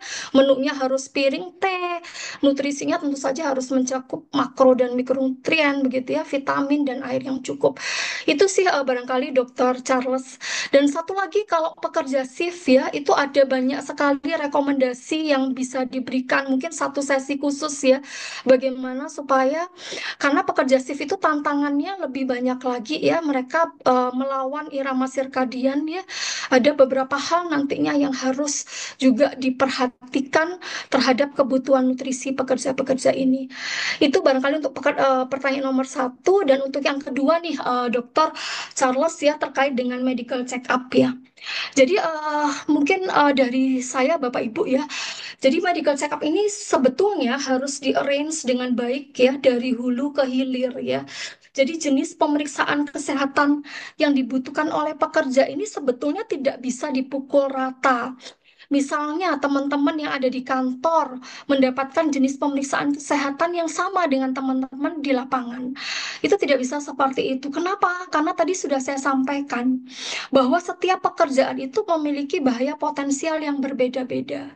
Sehingga biasanya dalam identifikasi jenis pemeriksaan kesehatan yang dibutuhkan oleh pekerja ya dengan bagian kerja tertentu ya, dengan bagian kerja tertentu itu memang harus dipetakan dahulu, Dok. Jadi harus dipetakan dahulu, diidentifikasi dahulu. Misalnya saja seorang operator CC ya, kita bayangkan dengan teman-teman atau misalnya di industri yang dengan kebisingan tinggi ya tentu butuh audiometri dong gitu ya.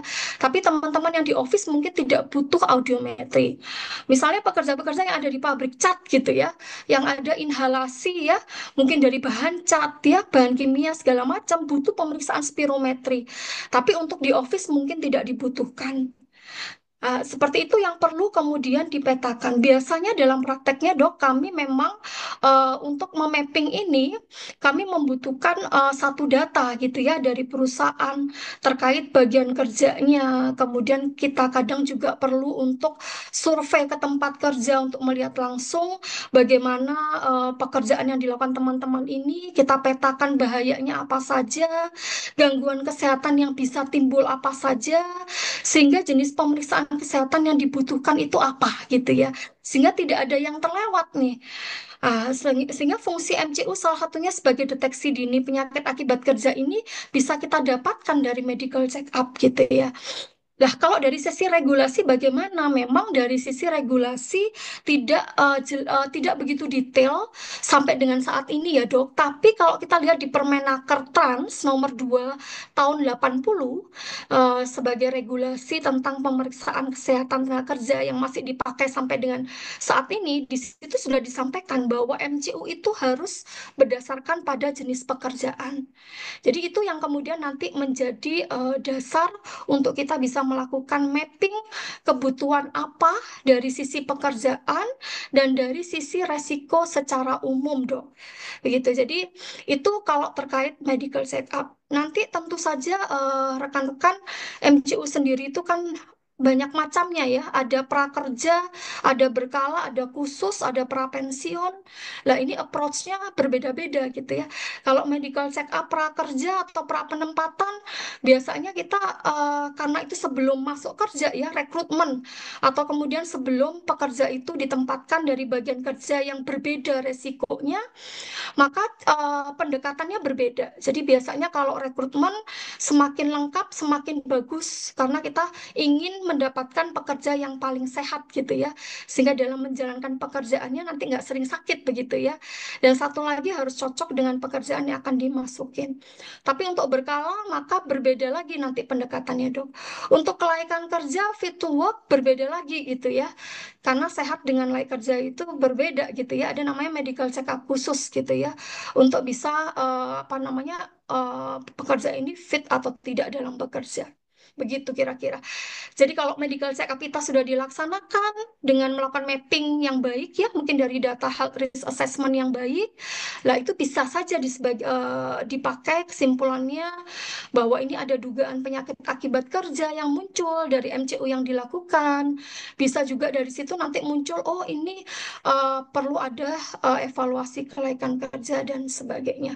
Itu barangkali Dokter Charles semoga bisa menjawab pertanyaan dari Bu Hana ya. Siap, dokter. Terima kasih. Kami persilakan dokter Inoki untuk pertanyaan selanjutnya, gitu. Iya, baik. Berikutnya ke Dokter Rahmat. Kebetulan ini dua pertanyaan yang saling berhubungan. Yang pertama, untuk penyakit akibat kerja yang berkaitan dengan paru, khususnya pada pekerja tambang, apakah ada regulasi di tempat kerja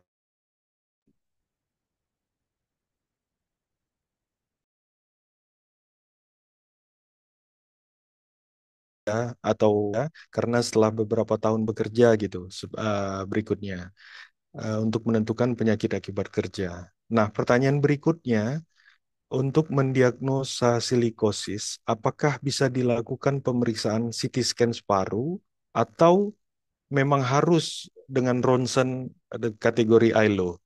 Silakan, Dokter Ahmad. Baik, terima kasih.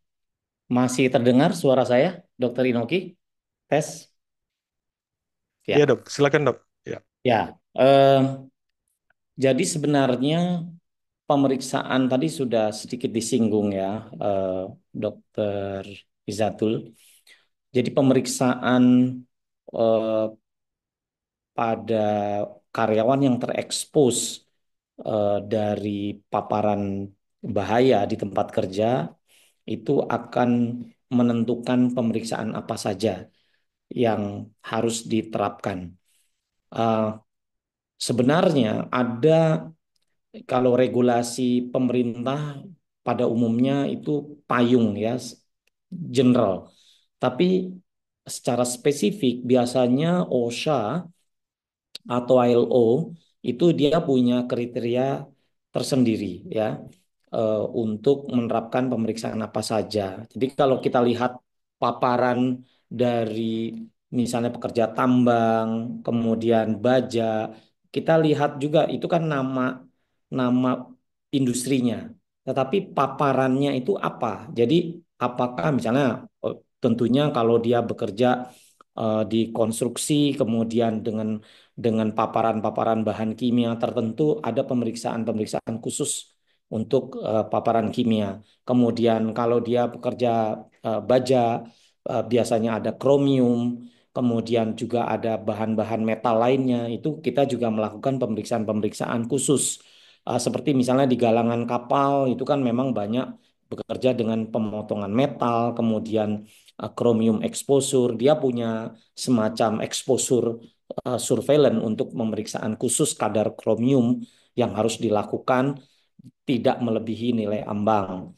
Jadi uh, masing-masing memang punya regulasi uh, sesuai dengan apa yang harus dilakukan pemeriksaan.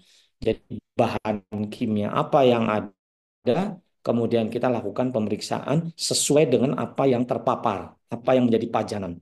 Itu yang memang pekerja di pertambangan. Secara umum, jadi kita punya pemeriksaan check up yang memang semua dilakukan secara general ya khusus untuk pekerja tambang, tetapi ada yang mungkin spesifik tergantung apa yang terekspos. Jadi itu bisa ditambahkan tergantung dari hasil pemeriksaan dari industrial hygienist. Biasanya industrial hygienist dia melakukan pengukuran paparan, kemudian personal dosimetri, kemudian nanti ada semacam nilai yang memang dilaporkan kepada dokter kesehatan kerja sehingga kita bisa menerapkan pemeriksaan tambahan apa yang harus disampaikan dalam pemeriksaan check up-nya. Jadi itu adalah untuk pemeriksaan khusus paparan di entah itu pertambangan, baja dan lain sebagainya. Kemudian untuk yang pertanyaan silikosis, memang pemeriksaan yang standar itu kan dari kuesioner ya, jadi dari semacam kuesioner yang memang harus dilakukan rutin. Kemudian ada pemeriksaan fungsi paru dan X-ray itu gold standar ya, itu gold standar. Nah, dilakukan ya baik OSHA maupun ILO, WHO itu biasanya annual ya. Jadi pemeriksaan annual untuk kuesioner, kemudian pemeriksaan fungsi paru biasanya spirometri ya, kemudian pemeriksaan fisik itu tentu dilakukan satu paketnya. Sedangkan untuk X-ray itu ada berbeda-beda, tetapi biasanya range antara 2 sampai 4 tahun sekali ya, tergantung dari hasil pemeriksaan dan tingkat exposure-nya. Jadi bagaimana tingkat exposure atau tingkat pajanan, kemudian bagaimana hasil pemeriksaan yang dilakukan itu bisa mempengaruhi apakah perlu dilakukan X-ray setiap 2 tahun, 3 tahun, itu tergantung daripada hasil tadi.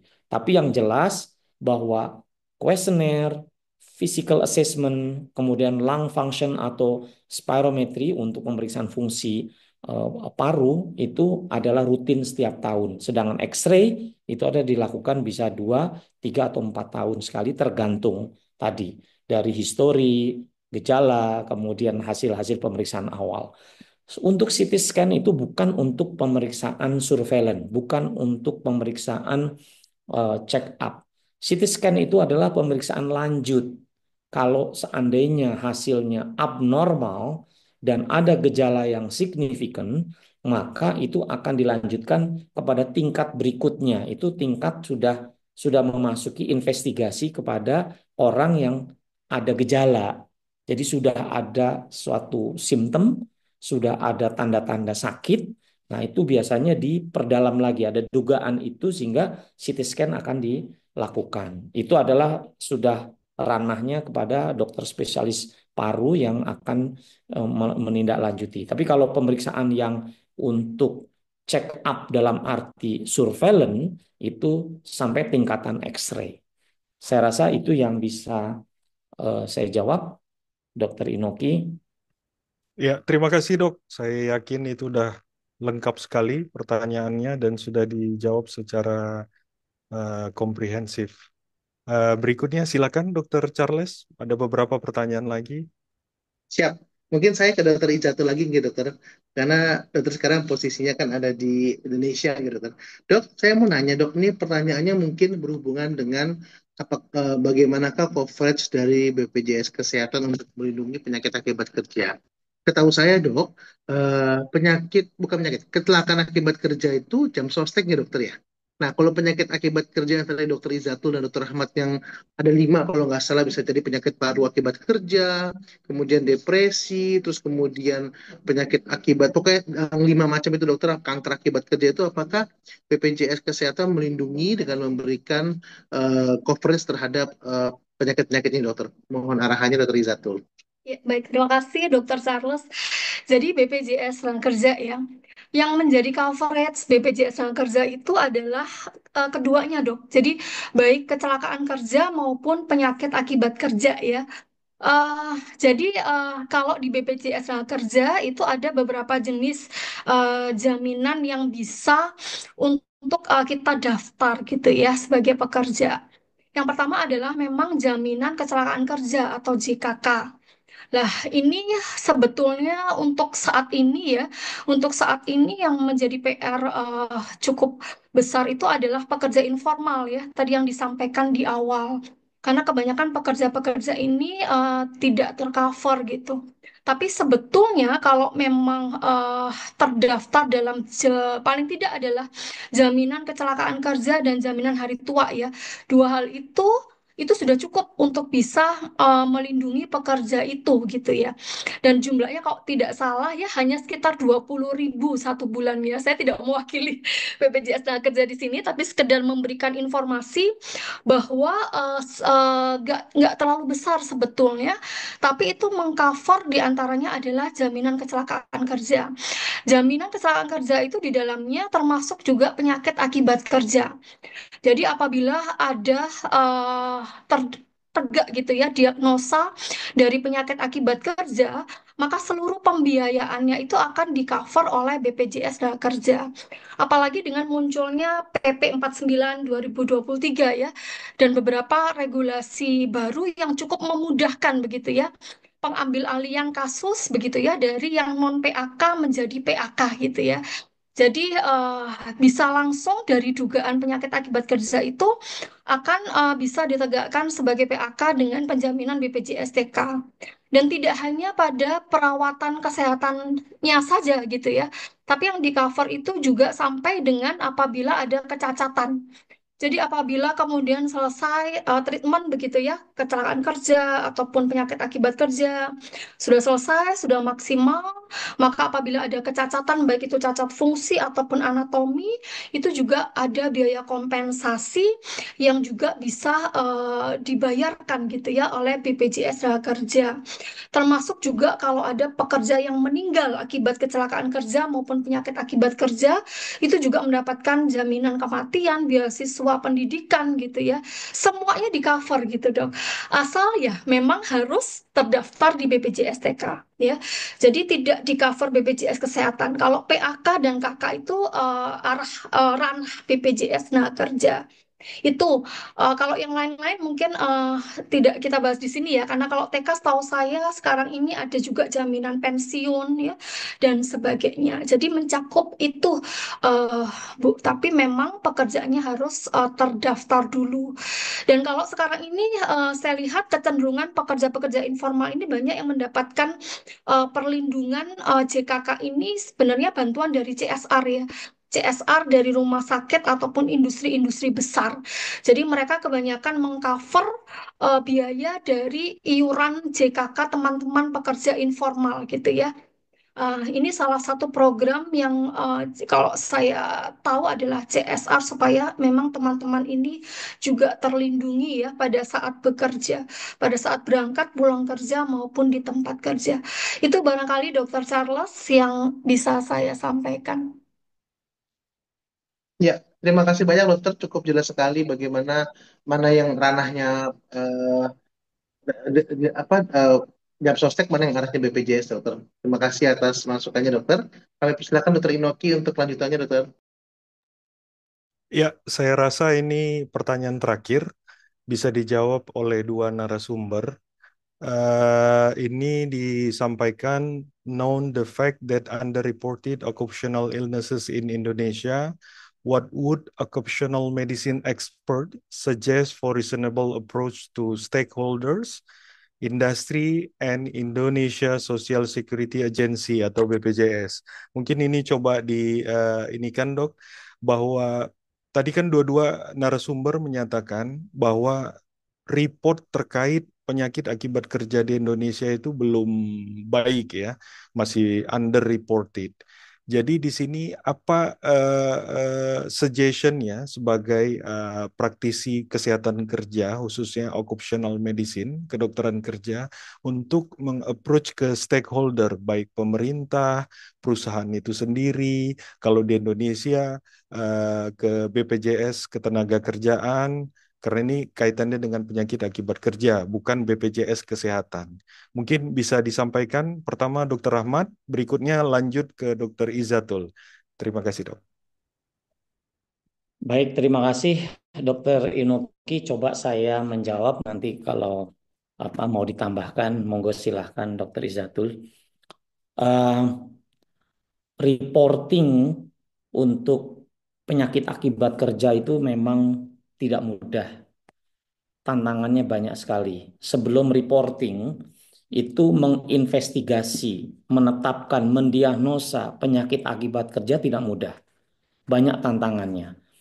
Jadi seperti eh, tadi kita sudah sedikit ada diskusi bahwa eh, untuk regulasi biasanya sudah ada ya, di banyak negara itu biasanya sudah ada aturan-aturannya, termasuk di Indonesia ya, misalnya lapor, kemudian penyakitnya harus ada di list yang sudah ditetapkan pemerintah, kemudian ada jangka waktu pelaporan, itu kan ada waktu tertentu, misalnya 2 kali 24 jam harus dilaporkan dulu. Bisa dibayangkan nggak bagaimana kita menginvestigasi suatu penyakit akibat kerja? Bahkan jangankan 1 minggu, bahkan 1 bulan, belum tentu kita bisa tetapkan diagnosa. Banyak sekali hal-hal yang harus kita investigasi. Dari mulai pekerjanya sendiri, menunggu laporan apakah betul-betul confirm bahwa dia itu terekspos suatu bahan paparan atau pajanan di tempat kerja. Itu kan harus ada laporan resmi dari HSE atau Industrial Hygienist yang kompeten, yang memang secara resmi diukur. Jadi harus betul-betul confirm ada hubungan antara pajanan dengan penyakit. Itu kan harus ada pemeriksaan. Nah, ini butuh waktu. Kemudian harus ada semacam hubungan kausal ya. Kita lihat bahwa ini memang confirm disebabkan hanya di tempat kerja oleh pekerja tersebut.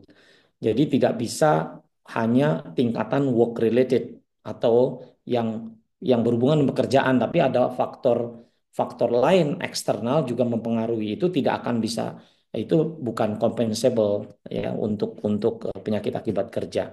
Nah, ini memang tidak mudah sehingga banyak sekali eh, keengganan melanjutkan investigasi, satu. Yang kedua, ya dari resistensi perusahaan itu sendiri ya untuk melihat bahwa ini ada suatu penyakit akibat kerja. Nah, inilah yang menjadi tantangan sehingga dari internal sendiri itu secara profesional maupun perusahaan itu sendiri tidak mudah. Nah, sehingga banyak sekali eh, angka-angka yang sebenarnya menjadi itu angka penyakit akibat kerja sehingga tidak terdeteksi, dan pelaporannya juga sehingga tidak akurat. Nah, itu adalah dari sisi masalah pelaporan. Kemudian di tiap-tiap negara juga berbeda enforcement untuk pelaporan, karena memang yang menjadi kunci itu sebenarnya dari, sekali lagi, dari pemerintah. Jadi pemerintah itu harus punya regulasi yang kuat sehingga bagaimana menghubungkan kewajiban pelaporan, menginvestigasi dari suatu perusahaan atau misalnya baik itu eh, perusahaan yang mempekerjakan pekerja formal maupun informal, itu untuk mendapatkan waktu mendiagnosa sehingga pelaporannya itu ada aksesnya. Jadi aksesnya kemana untuk pelaporan itu sehingga mudah dan bagaimana linknya. Jadi bagaimana hubungan pelaporan ini. Nah ini harus ada sistem yang memang menetapkan pelaporan itu. Nah kalau profesional istilahnya spesialis dokter kesehatan kerja itu kan dia memang lebih fokus kepada menginvestigasi, mendiagnosa. Tapi dia tidak cukup bekerja sendiri. Dia harus ada partnernya dari industrial hygienist. Nah, itu baru kita bisa menginvestigasi, menetapkan bahwa ini memang penyakit akibat kerja atau suspek, sehingga kita bisa melaporkan kemana laporan itu harus dilakukan, siapa yang bertanggung jawab, kemudian yang merekod. Kemudian bagaimana ya pengumpulan pelaporan itu di tingkat nasional? Kan itu kan misalnya perusahaan ada yang di daerah, kemudian apakah itu sampai tingkat kabupaten saja, kemudian tingkat provinsi. Jadi memang tantangannya sangat sangat besar sekali, terutama untuk masalah penyakit akibat kerja. Kalau kalau kecelakaan kerja itu lebih jelas ya sejak dulu dia memang lebih lebih dominan untuk masalah sensitivitas reporting untuk kecelakaan kerja. Ada sedikit aja kecelakaan itu semua akan terlibat melaporkannya, kemudian sangat sensitif lah untuk investigasi. Tapi kalau penyakit habit kerja di samping pajanan yang lama, kemudian gejala-gejalanya juga bercampur dengan gejala umum. Jadi orang misalnya batuk lama, orang mungkin akan menganggap sepele, ah ini biasa, batuk biasa. Jangan-jangan itu memang akibat kerja. Atau orang-orang stres gimana ngukurnya? Kalau dia itu stres akibat kerja, itu kan butuh investigasi. Jadi memang penyakit akibat kerja tantangannya itu sangat luas, sehingga itu berdampak kepada pelaporan. Nah, ini memang menjadi PR kita bersama. Bagaimana membangun suatu sistem pelaporan agar semua stakeholder itu ya bekerja bersama untuk membangun suatu sistem ini. Dimanapun itu akan hal yang sama kita temukan semacam ini. Termasuk di negara yang maju pun itu masih ada bocor-bocor lah hal-hal yang tidak terlaporkan. Itu pendapat saya. Mungkin termasuk dari Dokter Izatul atau Dokter Inoki sendiri udah punya pengalaman hal yang sama. Terima kasih. Ya, baik. Terima kasih, Dokter Ahmad. Jadi memang sebagai praktisi di rumah sakit gitu ya, Dok, eh, tantangannya memang banyak ya, Dok. Tapi sejauh ini juga sebetulnya PAK ini gampang-gampang susah ya. Artinya sebetulnya ketika kasus ini sudah di-refer di kami yang ada di fasilitas kesehatan tingkat lanjut, itu sebetulnya eh, bisa dengan baik eh, PAK ini eh, kami lakukan tata laksana begitu ya, tata laksana okupasi tentunya. Dari sisi penegakan hingga nanti rekomendasi ke tempat kerja, apa yang harus diperbaiki supaya tidak pekerja lain tidak terkena PAK dan sebagainya. Saya ada beberapa pengalaman PAK ini tegak di rumah sakit, Dok, dan itu terus terang sangat membantu para pekerja gitu ya. Kita bayangkan dari BPJS Kesehatan, kemudian ini bisa di-cover oleh BPJS Tenaga Kerja, which is saat ini unlimited ya dalam tanda kutip dalam tata laksana perawatannya gitu ya, medis maupun okupasinya. Dan tentu ini sebetulnya ada hak pekerja yang dibayarkan yang memang agak berbeda gitu ya ketika kemudian ternyata pekerja ini lari ke BPJS Kesehatan. Itu untuk pekerja sendiri dari sisi haknya itu akan sangat berbeda. Hanya memang untuk sampai di rumah sakit ini Dokter Ahmad dan Dokter Inoki ya, kami itu juga menunggu gitu rujukan itu ya. Jadi beberapa referral yang ada di rumah sakit itu berasal dari sejawat spesialisasi yang lain gitu ya. Jadi contohnya adalah kasus seperti carpal tunnel syndrome gitu ya pada pekerja packing begitu itu yang sering dirujuk ke kami dari sejawat ortopedi yang mau melakukan operasi dan kemudian menduga bahwa ini akibat kerja dan setelah sampai di kita sebetulnya tidak tidak seruwet yang dibayangkan gitu. Asalkan memang perusahaannya itu mau bekerja sama. Nah, ini yang juga menjadi satu celah, satu kendala menurut saya, karena sampai dengan sekarang pelaporan itu kakak satunya harus dari perusahaan. Jadi ketika perusahaan itu tidak mau melaporkan, maka itu akan berhenti dok gitu, akan berhenti PAK itu gitu. Tidak bisa kita tindak lanjuti karena kakak satu itu harus keluar dari perusahaan. Jadi apa yang harus dilakukan memang banyak gitu ya. Dan kembali, kenapa sih perusahaan kemudian tidak mau melaporkan? Itu sebetulnya di belakang itu juga kita banyak sekali sebab ya. Mungkin juga yang pertama, resistensi itu berasal dari uh, policy yang ada di government sendiri gitu ya. Kita menciptakan satu reward, satu award tentang zero accident gitu ya, yang memaksa mungkin agak mengubur PAK ini gitu ya, dan tidak melaporkan. Tapi kalau sebaliknya policy itu dibuat sebagai reward ya, saya nggak tahu reward atau punishment itu terhadap perusahaan yang memang berani untuk melaporkan lah, itu saya rasa akan membawa perubahan yang besar gitu ya untuk PAK di Indonesia. Itu yang pertama dong. Jadi kalau saya lihat kendalanya sering sekali terkuburnya gitu ya, ketika kita sampaikan ke perusahaan, mereka ketakutan untuk melaporkan karena khawatir awarding itu kemudian dicabut gitu ya. Kemudian itu terkait dengan policy, dan yang kedua juga perusahaan itu sering sekali tidak paham apa sih benefit yang didapatkan ketika PAK itu kemudian tegak gitu. Padahal ternyata ketika penyakit akibat kerja itu tegak, maka haknya itu cukup banyak gitu ya.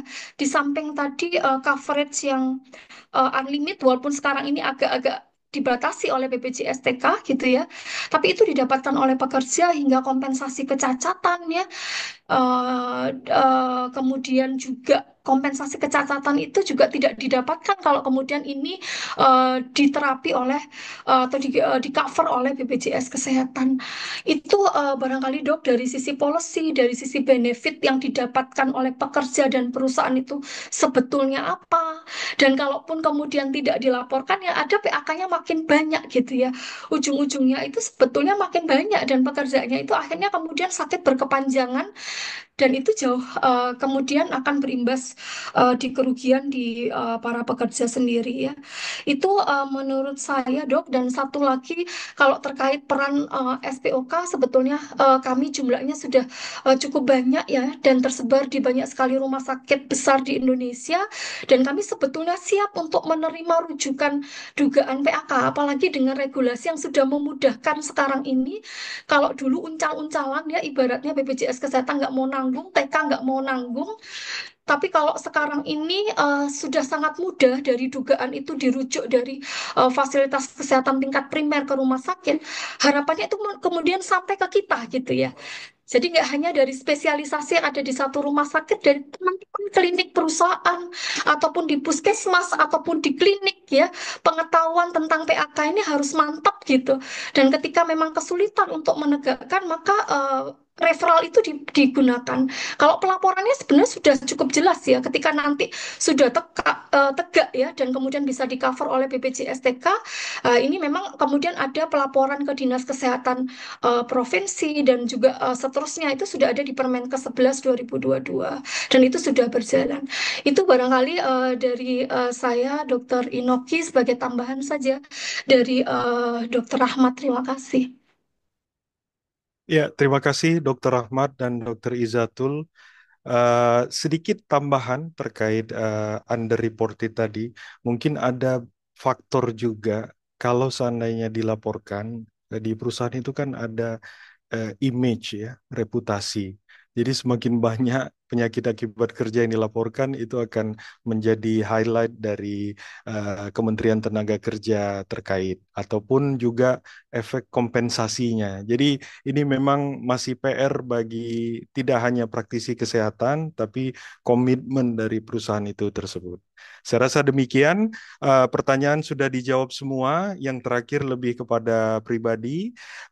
Saya kembalikan acara ini ke Dr. Ula. Silakan Dr. Ula.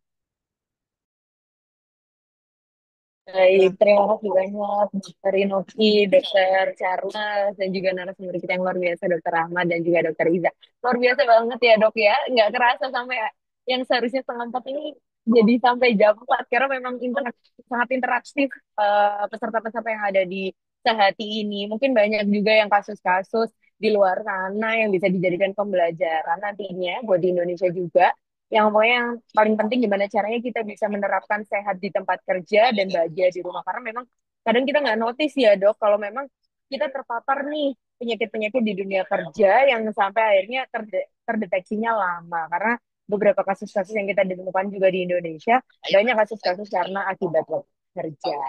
Baik, sekali lagi terima kasih banyak. Kalau kata Dokter Brahmana, terima kasih atas sedekah ilmunya, Dokter Iza, Dokter Rahmat.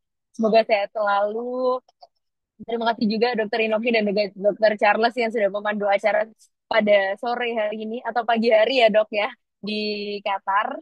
Kalau ini apa dok? Jalan-jalan dokter atau mau liburan? Kalau di sini kita mau malam mingguan sih kayaknya dok ya. Ya dokter Iza ini kayaknya mau malam mingguan ini udah siap berangkat. Saya di Jember ini bos Dokter Ula. Oh, di Jember ya dok. Baik, baik, baik. Siap-siap. Pokoknya semoga sehat selalu Dokter Ahmad, Dokter Inoki, Dokter Iza, Dokter Charles. Sekali lagi kami ucapkan terima kasih dan kami ucapkan juga terima kasih kepada peserta Sehati yang telah setia untuk mengikuti pada setiap bulannya. Dan kami ingatkan sekali lagi, jangan lupa bahwa Sehati akan selalu hadir di minggu kedua setiap bulannya dan bakalan ada materi-materi lagi yang lain yang lebih menarik lagi tentunya. Jadi jangan lupa untuk tetap menyaksikan update-nya di grup yang ada. Baik, karena waktu sudah menunjukkan pukul 15.59 waktu Indonesia Barat, saya suatu host mohon undur diri. Terima kasih banyak dan sampai bertemu di lain kesempatan. Mohon maaf apabila terdapat kesalahan, baik itu disengaja maupun tidak. Wassalamualaikum warahmatullahi wabarakatuh. Selamat sore dan salam sejahtera untuk kita semua. Waalaikumsalam Terima kasih banyak ya warahmatullahi dokter. wabarakatuh. Terima kasih Ya, banyak. Saya dokter. Sampai sesudah ketemu lagi.